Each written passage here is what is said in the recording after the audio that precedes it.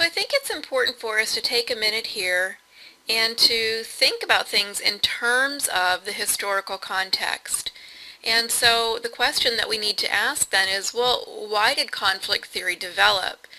Functional theory came first, and if conflict theory came about as a response in some respects to the shortcomings of functional theory, what was it that was going on in society that encouraged conflict theory to form?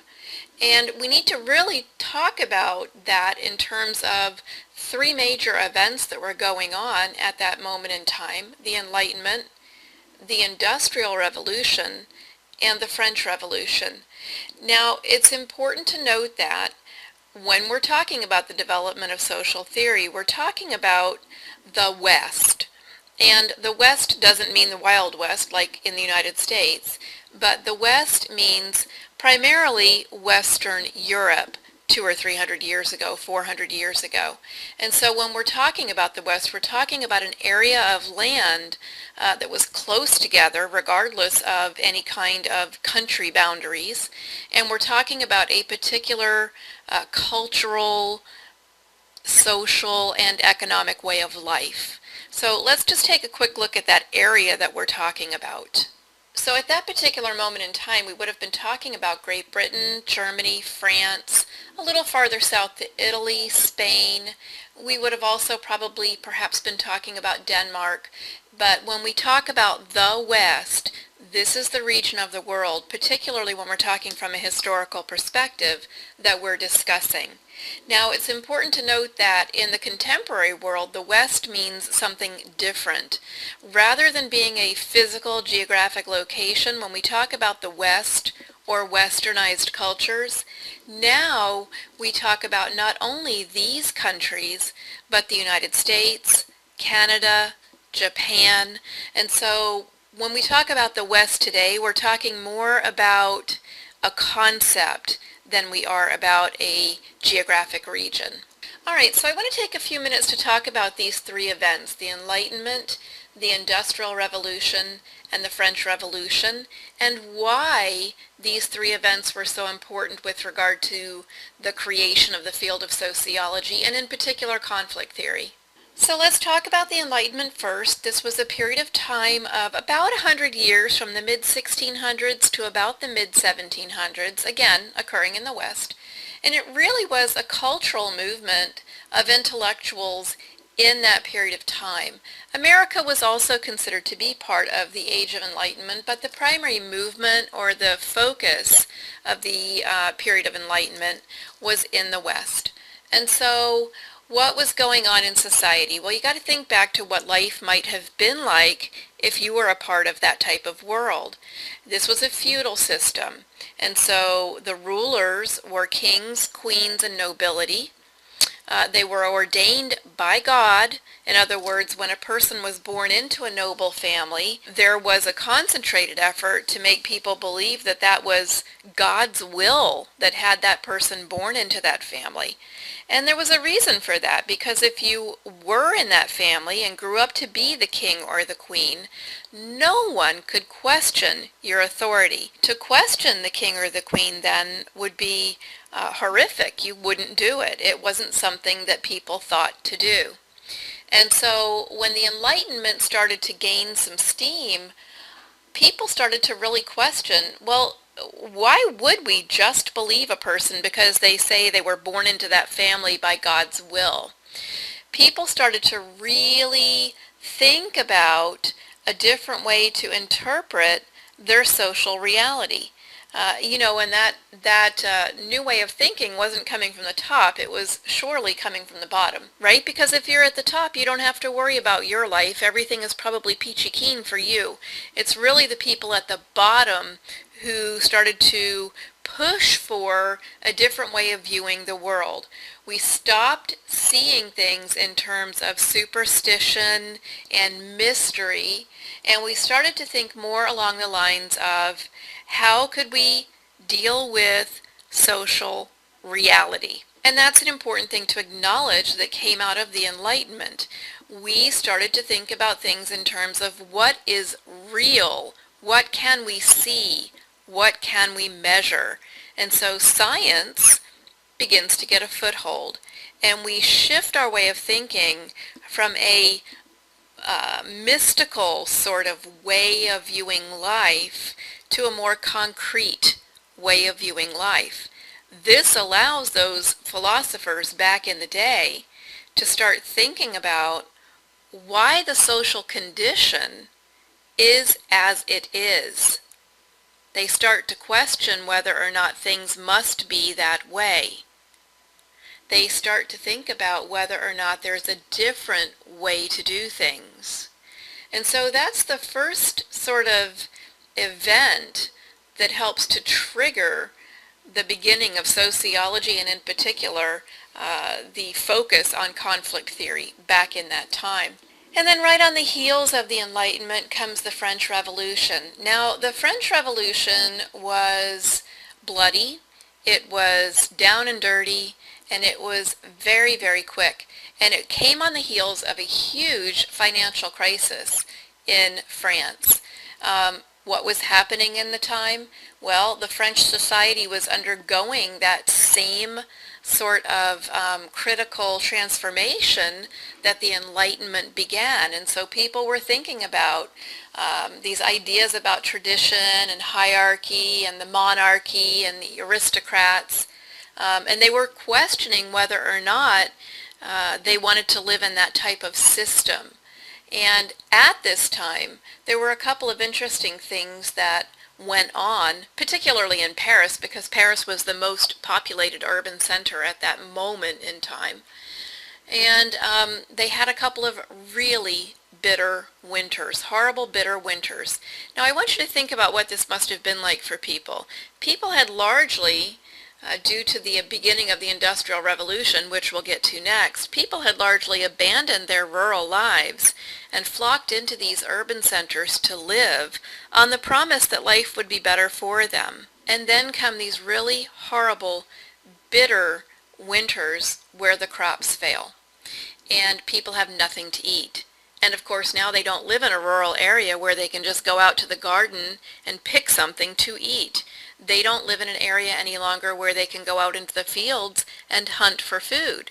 And so imagine how you feel when you go just a few hours without a meal. These people were really, realistically starving to death. And so that's one thing, right? You're pissed off because you're hungry, first of all. And you start to now question, as you see your leaders living this really high-style life, why things are the way they are, and you start to get really, really angry. So in the 10-year period of the French Revolution, it's estimated that nearly 40,000 people were killed, and it was a very, very dangerous place to be, to live. Things were upended. The government essentially disintegrated, and the revolutionaries tried to take control, and while they had control for a very short time, Napoleon Bonaparte came in at the end of 1799. But imagine being a social philosopher at that time and observing the events of the French Revolution and trying to understand what the tipping point was. What happened here that made these people band together, that pushed them over the edge and caused them to take action against the ruling party at that time. And so again, a foundation in conflict here. And so we can see here, as we will later understand through Marx's ideas, the notion of two parties who have separate interests and who at some point must have a revolution in order for society to become a better place. Now, hold that thought, because we will talk about that more later.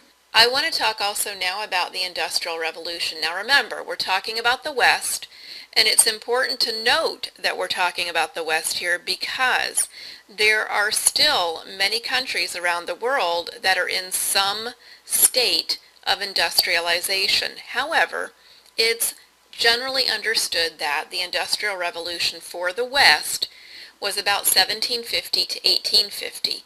So it comes again on the heels of the Enlightenment. The French Revolution happens during it, and also the Industrial Revolution has played a role now, as we know, in the French Revolution. So changes in agriculture start to happen, manufacturing, mining, all of this stuff, technology, and everything that happens during the Industrial Revolution has a huge effect on the structure of society. It began in England and then it spread through Western Europe, which is what we're talking about now, and then eventually over to America, Canada, and on to Japan. So what was going on? All right, again, we've got to look back at how society was structured. The nobles and everyone else. It was basically a two-class system, the feudal system, where either you were a royal or part of a noble family and you had some power, or you were a peasant and you had no power. And you may even have been owned by someone else. And so you've got this two-class system, essentially, and then along comes this great invention called the steam engine. And the steam engine allows powered machinery. And so we start to see these urban centers spring up. And London was the first of those. Paris was also one of those. These urban centers were very few and far between. You had to walk probably many, many days to get to one. And so it wasn't like contemporary times. You know, it wasn't as if you could roll out of your bed, take a hot shower, jump into your car, take a 15-minute drive to work on the way, stopping at Starbucks to get your coffee, and then turn around at the end of the day and come home to a hot meal. When you left to work in an urban center, a couple of things have to be noted here. One, it probably took you a few weeks to get there. Two, the trip was very, very dangerous. There were all kinds of people who were willing to take advantage of you on the highway or the road. Three, you probably weren't allowed to leave your rural land because you were probably working that land for some noble person. And so when you left, it's possible, probable in the early days of the revolution, that they tried to drag you back to make you work that land. Now at some point, the nobles finally realize this is just not going to work. We cannot continue to bring all of these people back in. And so the feudal system starts to crumble, and we start to see the beginning of capitalism. And that's what the Industrial Revolution does for us. But it brings with it a whole host of social problems that we'd never seen before. Now we've got all these people who lived in all different regions of the country coming together in a very, very small space. We have a basic infrastructure set up to accommodate these people. So we've got some housing. We might have some sanitation, but it's not the greatest. We've got these people who are working in conditions that are crazy dangerous, sometimes 16, 17 hours a day, 7 days a week. Children were working alongside adults in these factories. We had extremely high child mortality rates in some of these urban centers because there were no laws to protect children who worked in factories. Rates of alcoholism were extremely high. Rates of STDs were extremely high. Many children were left to fend for themselves also during the day, and so you found that there wasn't a lot of schooling going on. A lot of these kids were considered to be quote-unquote street urchins who would run the streets all the time looking for opportunities or begging for food or begging for coins. So we had all of these people sort of shoved into this miserable existence, yet people thought it was great. And why would that be? Well, because now for the first time, they're out from under the thumb of the king, and they actually feel as if they have some control over their own destiny. Here they have an opportunity to make something for themselves. And then along comes the real essence of conflict theory in the work of Karl Marx. And so that's where we're going to leave this lecture, with these three events influencing not only the beginning of sociology, but more specifically observations which encourage the creation of conflict theory. I hope this helps. Take care.